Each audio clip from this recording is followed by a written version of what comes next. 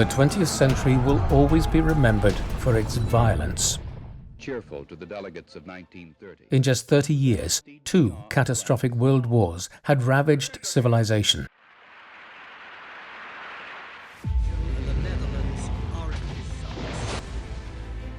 In 1943, as the Second World War raged, the Allied powers met to end the cycle of conflict.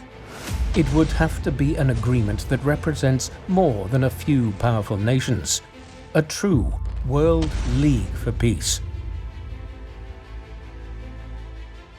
We need to create a world that is equitable, that is stable. Our world at this time is still suffering from wars, abject poverties.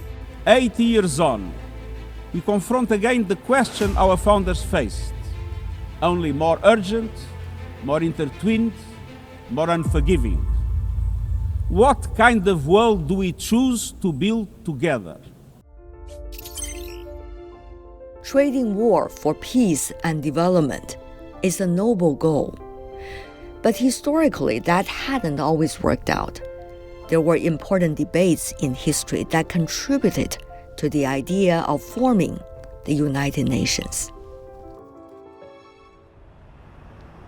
Thomas G. Weiss is a scholar of international relations and global governance. He's also an expert on the concept of a United Nations. Roosevelt had an idea. He came charging in to the bath of Mr. Churchill. Mr. Churchill, as it was his wont, was drinking sherry, smoking a cigar, and was stark naked. And Roosevelt said, oh, I'm sorry, or something like that. And Churchill said, well, I've got nothing to hide from the United States, Mr. President. And when Roosevelt came in, he said, we need to call this the United Nations.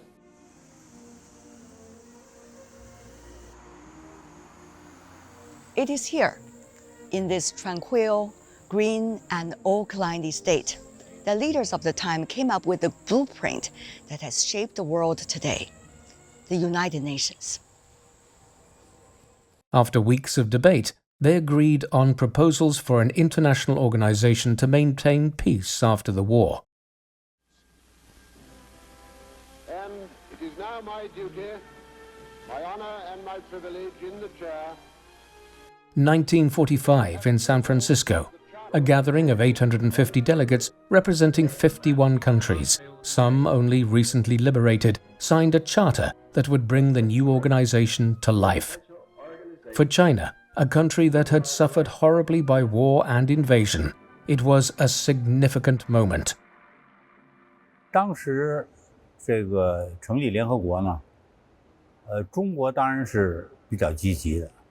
因为一个很重要的原因呢，是第二次世界大战期间，那么中国已经成为4大国之一，而且在第二次世界大战期间，中国抗日战争是一个东方的主战场中国这个做出的贡献也非常大所以这对中国来说呢，也应该以这个更加积极的姿态投入这个战后世界的建设。The United Nations General Assembly practices multilateralism by serving as a central stage for all its 193 member states to discuss global issues, negotiate international agreements, and make decisions based on equal votes. And this is where it all takes place. The United Nations was conceived as a way to end wars. In 80 years, from the original 51, it has grown to include 193 countries, all of which are still represented by the original charter to save succeeding generations from the scourge of war. The new United Nations would have 6 principal organizations. The UN Security Council is responsible for the UN's principal mission, maintaining peace and security. It would have 15 voting members. 5 of those, the key allied countries of World War II, would be permanent. Crucially, to make sure that no one of the 5 could easily dominate important decisions, each would have the power to veto. It was a controversial decision, that would soon test the UN. This was a people's conference. As China had sacrificed so much, it was the first nation to sign the UN Charter in San Francisco. As the lone representative of the Communist Party of China, Dong Bi-wu added his name to the document. 当时世界各国啊，这个代表团其实都是包括各个不同党派啊，而且战争期间很多国家都有统一战线啊这一类的组织。中国共产党呢，当时正在争取成立这个联合政府啊，所以中国共产党希望参加制宪会议的这个中国代表团，那应该包括中国各主要的党派。 The People's Republic of China was born to great fanfare. The new government in China had the overwhelming support of its people. It naturally expected to take over at the UN. Guinea.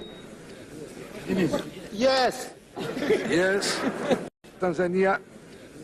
Yes. United States. No.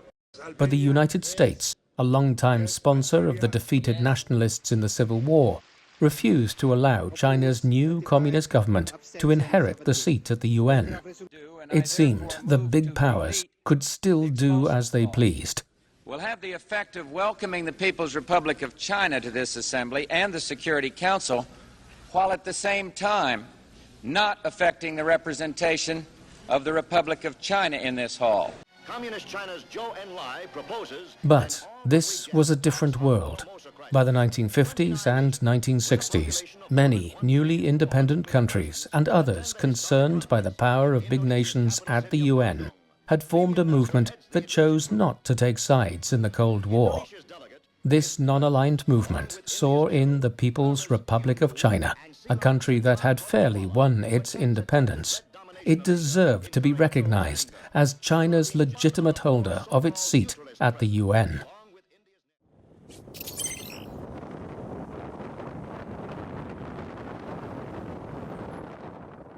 With non-alignment as the cornerstone of its new foreign policy, Algeria reached out to China as a new friend. Ambassador Noureddin Jaoudi was tasked by then-President Houari Boumediene to reach out to other developing nations and raise support for the PRC's rightful claim to its seat. Bon, le plus grand obstacle, bien sûr, c'était l'opposition systématique des États-Unis. Alors, Boumediene a été un visionnaire. Il a dit, il faut essayer de voir comment casser cette solidarité occidentale contre la Chine.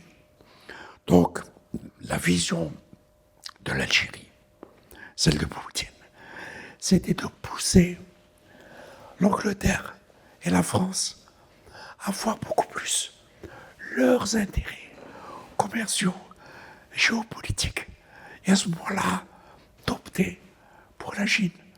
Et en même temps, nous avons convaincu nos amis. Et c'est comme ça que finalement, et l'Union soviétique, et l'Algérie, et l'Albanie, et tout le monde a soutenu le principe du rétablissement de la Chine, et l'Amérique s'est retrouvée isolée.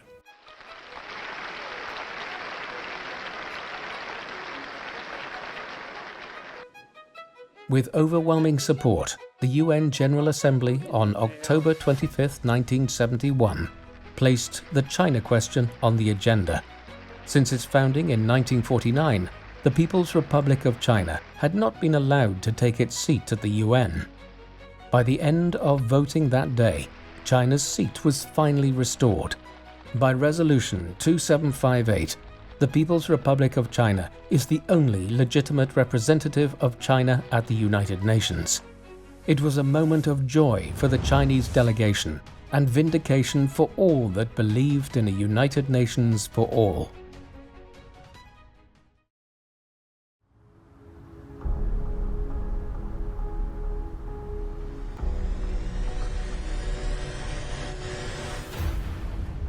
The United Nations was born on the ashes of a major world war with the hope that the tragedy will never be repeated. Whether it is resolving conflicts or building for development, one of the most important key logics of the United Nations is shared responsibility.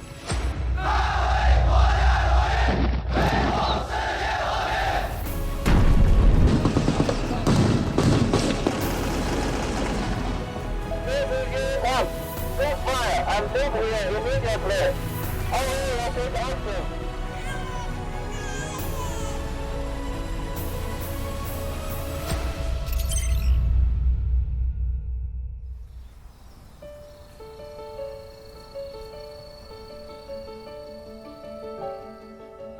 Senior Colonel Shi Jung-yong is a peacekeeping instructor with rich experience.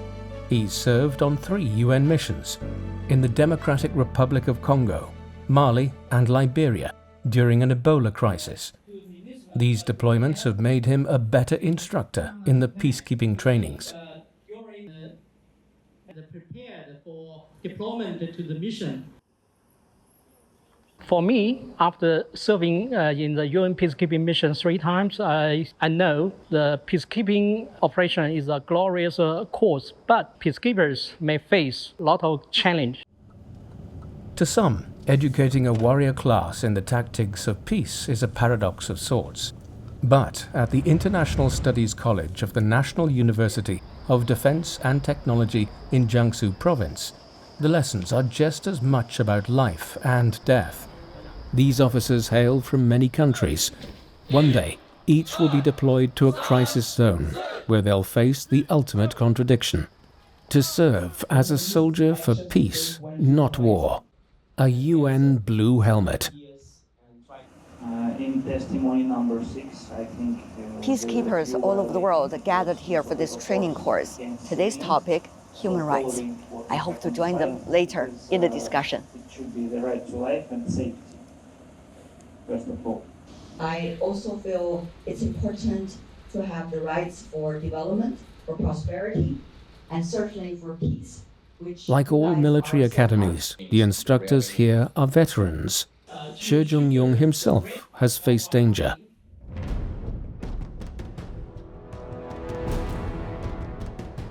But nothing truly prepared him for the task of guarding communities in war-torn Liberia during an Ebola outbreak.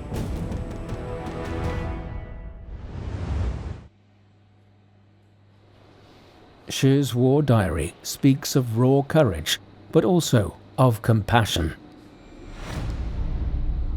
Our government didn't decide to withdraw. We choose to stay together with the local people. And this kind of extension of mission gave local people hope, confidence in fighting against Ebola virus. There were 2 axes, one has gone to that side, we know. In his 35 years serving with the Bangladesh Armed Forces, Colonel Mustafizur Rahman has commanded mechanized infantry in operations from Bosnia to Congo.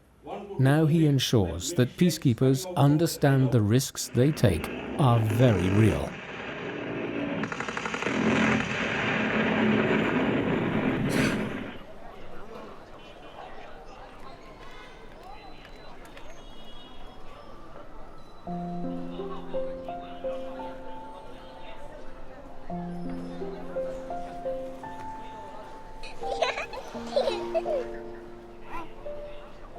And that makes the moments of peace all the more precious. On the streets of Kunshan, an ancient Chinese city that knew war long ago, Colonel Rahman, the old soldier, enjoys the fruits of a stable world. He knows that peacekeepers are often the only hope for common people in troubled places. Peacekeeping is main purpose is serving the humanity. When we are deployed, it is a conflict area. You don't find in that area there is no basic needs of the local population, number 1. Number 2, their life is threatened. And it is a responsibility is given to the peacekeepers to provide them the protection of their life. In some cases also we provide essential support. This is a scope where we, the peacekeepers, anyone, under the blue helmet has the ability or the scope to contribute for the humanity of the local population. Most peacekeeping operations are made up of soldiers from different worlds. Swiss, Brazilian, Bangladeshi, and Chinese lecturers present diverse perspectives. And though they seldom share similar cultures, peacekeepers must pull together in the field. Hopefully in the future, soon in the peacekeeping mission. 77 years after its founding in the wake of a world war, UN peacekeeping has deployed more than 2 million personnel from more than 120 countries across 71 operations, helping countries navigate the difficult path from war to peace. Currently, more than 76,000 peacekeepers are deployed in 11 global operations. Preserving peace will always be a shared responsibility we dare not ignore. War is always the worst enemy of children, and I think we just have to all join hands, and that's why this cooperation is important. Everyone needs to come together and think about what kind of world do we want. We want a world where children can survive and thrive, and that's what we're trying to do. What is important is we keep the know-how, we keep the training, and that is something we cannot do without the support of our member states, and particularly without the support of countries like China, which has an immense potential for training, capacity building, high level of skill sets. Peacekeepers give troubled places a chance to rebuild, often after decades of conflict. Without them, many lives and whole communities would be lost. It is this global sense of unity that turns soldiers and strangers into protectors and friends. Because if war has taught us anything, it is that lasting peace depends not on force, but on our collective commitment to understanding and shared responsibility.